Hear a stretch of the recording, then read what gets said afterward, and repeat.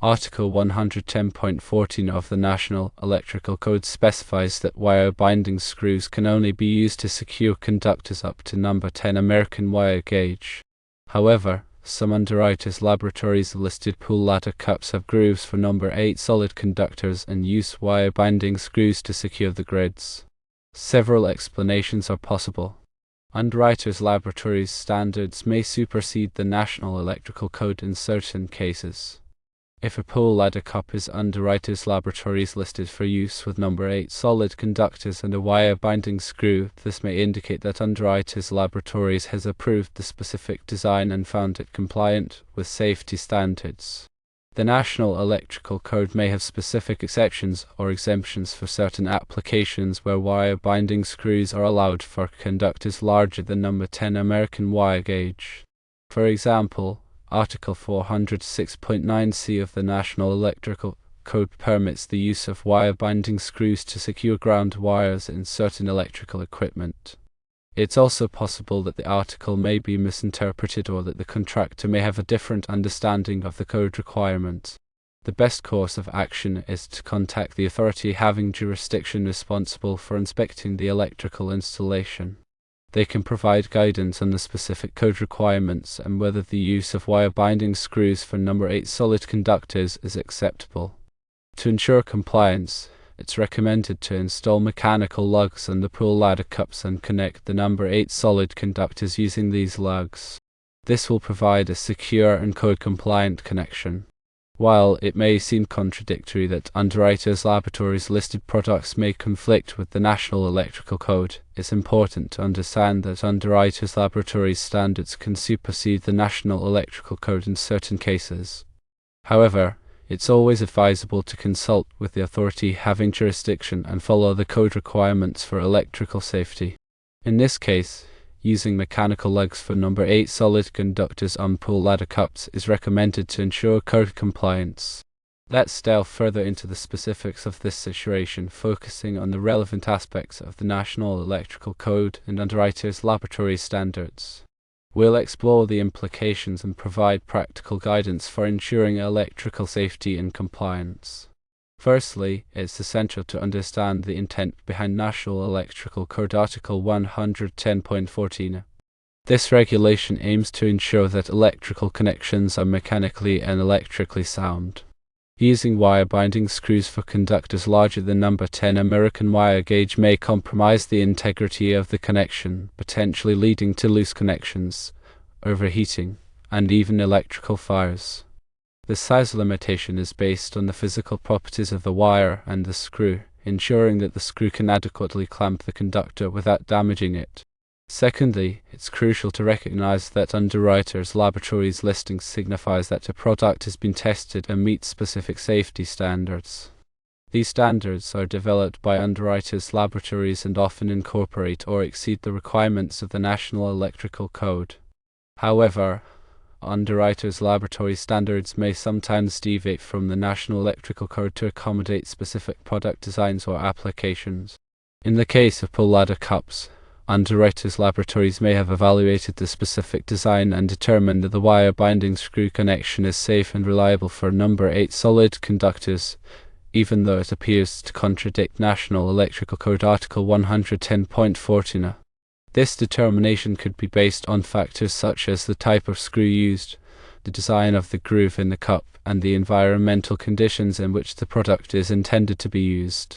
Thirdly, it's important to consider the specific application and any applicable exemptions or exceptions in the National Electrical Code. As mentioned earlier, Article 406.9c allows the use of wire binding screws for grounding conductors in certain situations. While this specific exception may not directly apply to pull ladder cups, it illustrates the principle that the National Electrical Code recognizes that wire binding screws can be acceptable for larger conductors in certain contexts. It's possible that a similar exception or interpretation could apply to pull ladder cups, depending on the specific circumstances. Fourthly, when encountering such apparent conflicts between Underwriters Laboratories listing and the National Electrical Code, it's always best to seek guidance from the authority having jurisdiction. The authority having jurisdiction is the local electrical inspector or code official who is responsible for enforcing the national electrical code in a given area. They have the authority to interpret the code and make decisions on specific installations. When presented with a situation where a product is Underwriters Laboratories listed but appears to violate the national electrical code, the authority having jurisdiction will typically consider several factors, including the Underwriters Laboratories listing, the specific requirements of the national electrical code, and the overall safety of the installation. They may also consult with Underwriters Laboratories or other experts to obtain additional information. Based on their evaluation, the authority having jurisdiction will determine whether the installation is acceptable or whether corrective action is required. Fifthly, if the authority having jurisdiction determines that the wire binding screw connection is not acceptable, the recommended solution is to install mechanical lugs and the pull ladder cups. Mechanical lugs provide a more secure and reliable connection for larger conductors, and they are generally considered to be compliant with the National Electrical Code. There are various types of mechanical lugs available, including set screw lugs, compression lugs, and split bolt connectors. The choice of lug will depend on the size and type of conductor being used, as well as the specific requirements of the installation. When installing mechanical lugs, it's important to follow the manufacturer's instructions carefully to ensure a proper connection. This includes using the correct tools, tightening the lug to the specified torque, and inspecting the connection to ensure that it is secure. In conclusion, while it may seem confusing or contradictory when Underwriters Laboratories listed products appear to conflict with the National Electrical Code, it's important to understand the underlying principles and to follow a systematic approach to resolving the issue. This approach includes understanding the intent of the National Electrical Code, recognizing the significance of Underwriters Laboratories listing, considering applicable exemptions or exceptions, consulting with the authority having jurisdiction, and implementing corrective action when necessary. By following these steps, can ensure electrical safety and compliance, even in situations where there are apparent conflicts between Underwriters Laboratories listing and the National Electrical Code.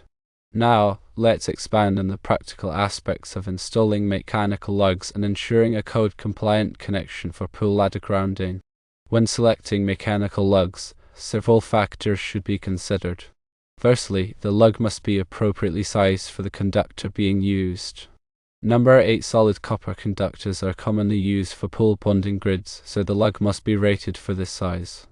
Secondly, the lug material should be compatible with the conductor material. Copper lugs are generally recommended for use with copper conductors to prevent corrosion. Thirdly, the lug should be suitable for the environment in which it will be installed. Pull environments can be corrosive due to the presence of chlorine and other chemicals, so the lug should be made of corrosion-resistant materials or coated with a protective finish. Fourthly, the lug should be easy to install and provide a secure connection. Set screw lugs are a common choice for grounding applications because they are relatively inexpensive and easy to install. Compression lugs provide a more secure connection, but they require specialized crimping tools. Split bolt connectors are another option, but they are generally not recommended for grounding applications because they can loosen over time. When installing set screw lugs, it's important to follow the manufacturer's instructions carefully. Firstly, the conductor should be cleaned and stripped to the appropriate length. Secondly, the conductor should be inserted into the lug barrel until it is fully seated. Thirdly, the set screws should be tightened to the specified torque using a torque wrench. Over-tightening the set screw can damage the conductor, while under-tightening can result in a loose connection. Fourthly, after the set screw is tightened, the connection should be inspected to ensure that it is secure. The conductor should not be able to move or pull out of the lug. If the connection is not secure, the set screw should be tightened further or the lug should be replaced. When installing compression lugs, a specialized crimping tool is required to compress the lug onto the conductor. The crimping tool should be sized appropriately for the lug and conductor being used. The manufacturer's instructions should be followed carefully to ensure a proper crimp. After the lug is crimped, the connection should be inspected to ensure that it is secure. The conductor should not be able to move or pull out of the lug. If the connection is not secure, the lug should be re-crimped or replaced. In addition to selecting and installing the correct lugs, it's also important to ensure that the grounding grid is properly bonded to the pool structure and equipment. According to National Electrical Code Article 680, all metal parts of the pool structure, including the ladder, the pool shell, and any metal equipment associated with the pool, must be bonded together to form a continuous electrical path. This bonding helps to prevent electric shock hazards by ensuring that all metal parts are at the same electrical potential. The bonding grid is typically constructed of number 8 solid copper conductor and is connected to the metal parts of the pool using bonding connectors. The bonding connectors should be listed for direct burial and should be made of corrosion-resistant materials. The bonding grid should be installed around the perimeter of the pool and should be connected to the pool's grounding electrode system. The grounding electrode system provides a path for fault current to flow back to the source in the event of an electrical fault. This helps to trip the circuit breaker and energize the circuit, preventing electric shock hazards.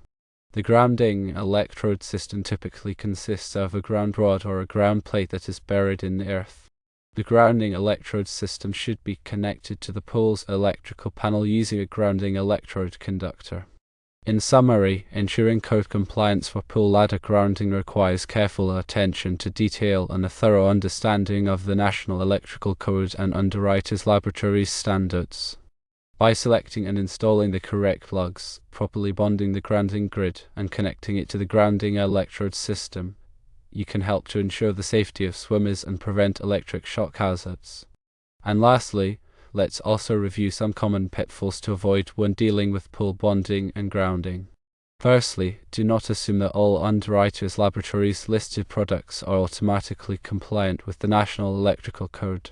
As we have discussed, Underwriters Laboratories standards can sometimes deviate from the National Electrical Code. Always verify that the product is suitable for the specific application and that it meets the requirements of the National Electrical Code. Secondly, do not rely solely on wire binding screws for grounding connections, especially for larger conductors. Wire binding screws may not provide a secure and reliable connection, and they may not be compliant with the National Electrical Code.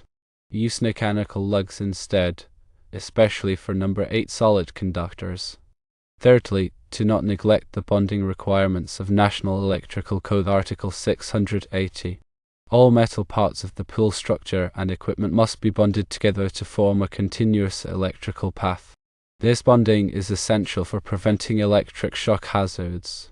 Fourthly, do not use undersized conductors or connectors for grounding and bonding. The conductors and connectors must be sized appropriately for the current carrying capacity of the circuit. Undersized conductors and connectors can overheat and fail, creating a safety hazard. Fifthly, do not install grounding and bonding equipment in a manner that is not in accordance with the manufacturer's instructions. The manufacturer's instructions provide important information about the proper installation and use of the equipment. Failure to follow the manufacturer's instructions can result in an unsafe installation. Sixthly, do not attempt to perform electrical work if you are not qualified to do so. The electrical work can be dangerous, and it should only be performed by qualified electricians. If you are not qualified, hire a licensed electrician to perform the work. Seventhly, do not forget to obtain the necessary permits and inspections before performing any electrical work. Permits and inspections ensure that the work is performed in accordance with the National Electrical Code and that it is safe. Eighthly, do not ignore any signs of electrical problems such as flickering lights, sparking outlets, or shocks when touching metal parts of the pool structure or equipment. These problems can indicate a serious electrical hazard, and they should be addressed immediately by a qualified electrician. Ninthly, do not use extension cords or other temporary wiring for permanent electrical connections. Extension cords and temporary wiring are not designed for permanent use, and they can overheat and fail, creating a safety hazard. Tenthly, do not allow anyone to swim in the pool if there are any electrical hazards present. Electrical hazards can be deadly, and it is important to take all necessary precautions to protect swimmers. By avoiding these common pitfalls and following the guidelines outlined in this discussion, you can help to ensure the safety and compliance of pool bonding and grounding systems. Remember, electrical safety is paramount, and it is always best to err on the side of caution.